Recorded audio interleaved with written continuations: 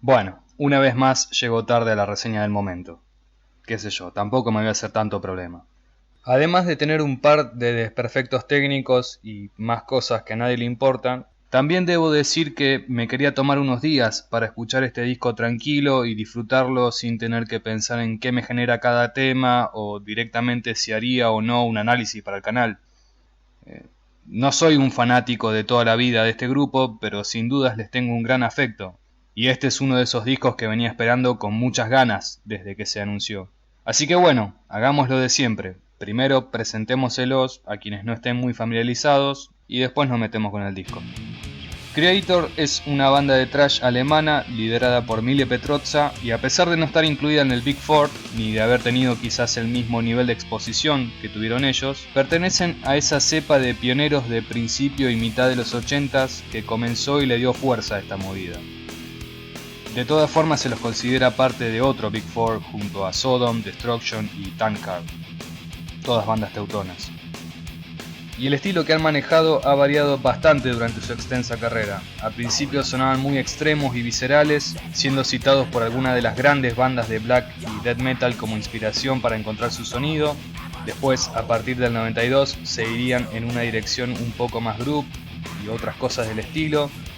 Y finalmente a principios de la década del 2000 volverían a sus raíces, aunque también incorporarían una impronta bastante melódica que le da un toque de madurez a ese sonido tan en tu puta cara que manejaron siempre, y también un poco de variedad, recogiendo cosas de distintos subgéneros del metal, más europeo, por llamarlo de alguna forma. Listo, hasta ahí la presentación, es lo mejor que puedo hacer, sepan disculpar chicos, metámonos de lleno en el disco. Gods of Violence arranca con una introducción bastante épica que creo que sirve como muestra de lo que vamos a encontrar en el resto del disco y también un poco de lo que va Kreator, porque es una banda de thrash y una de las grandes, pero también como ya dije tiene sus matices que lo diferencian del resto, por lo menos en esta tercera etapa de la banda. Seguido a esto, el primer riff de World War Now se siente como si le hubieran soltado la correa a una bestia desesperada por saltarnos al cuello. Mucha adrenalina de principio a fin, moviéndose en distintos tiempos, soltando el acelerador de vez en cuando y volviéndolo a pisar, manteniendo siempre esa línea de brutalidad que los caracteriza desde hace años. Un comienzo muy digno de su historia y a pesar de que todavía no lo escuché en vivo, imagino que debe ser totalmente demoledor. En Satan is Real bajan un poco la velocidad para darle un aire más siniestro a la canción, pero también dejan lugar para esos momentos un poco más melódicos que mencionaba antes, sobre todo por parte de las guitarras, que dicho sea de paso se lucen en cada intervención. Totalitarian Terror, además de ser una muestra más de la potencia que manejan, también creo que es una de las mejores letras del disco, alentando a la juventud a vivir sin miedo y a rebelarse contra aparatos mediáticos y opresores de los gobiernos actuales. O sea, en el ambiente del heavy metal hay de todo en cuanto a letras, pero para mí Petrozza siempre le encuentra una vuelta de tuerca distinta a la hora de escribir, y creo que por eso también, además de un montón de cosas más, es uno de los destacados del género. Gods of Violence y Hail to the Hordes me parece que son un buen ejemplo de esos matices que los hacen distintos a otras bandas, usando el sonido característico del género y mezclando con algunos aspectos que recuerdan un poco a otros subgéneros como el folk o el viking metal, pero de una forma muy propia, y me parece que ahí es donde está el toque distintivo de Kreator.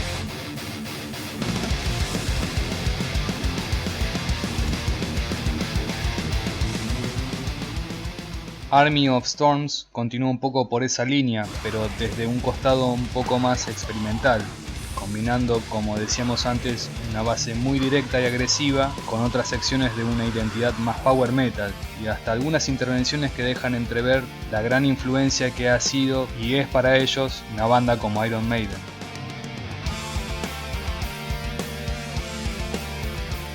Lion with Eagle Wings tiene una de las introducciones más raras de todo el disco, pero no se extiende demasiado y una vez que se revela termina siendo tan salvaje como los anteriores. Y Fallen Brothers es una de las canciones más básicas de la lista, pero no por eso diría que es el eslabón débil del álbum.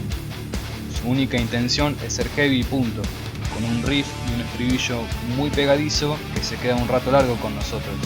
Y el video que sacaron para este corte también es bastante simple, pero logra el efecto deseado. Es un buen tributo a los grandes caídos.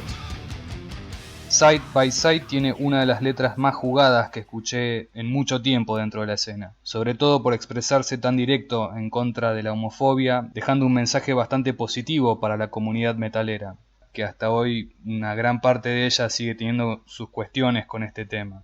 Musicalmente no es mi favorito, pero como decía antes, con un mensaje tan fuerte no sería raro que termine siendo uno de los más memorables.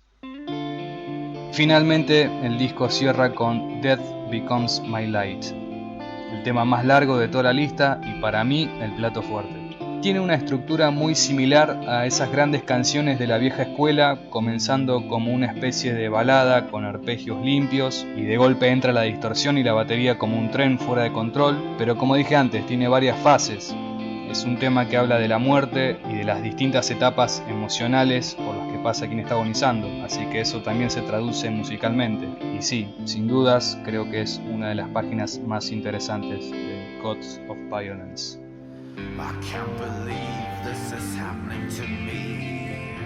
El rendimiento de los músicos para mí es excelente, con riffs y solos de guitarra que se prenden fuego de lo dinámicos que son.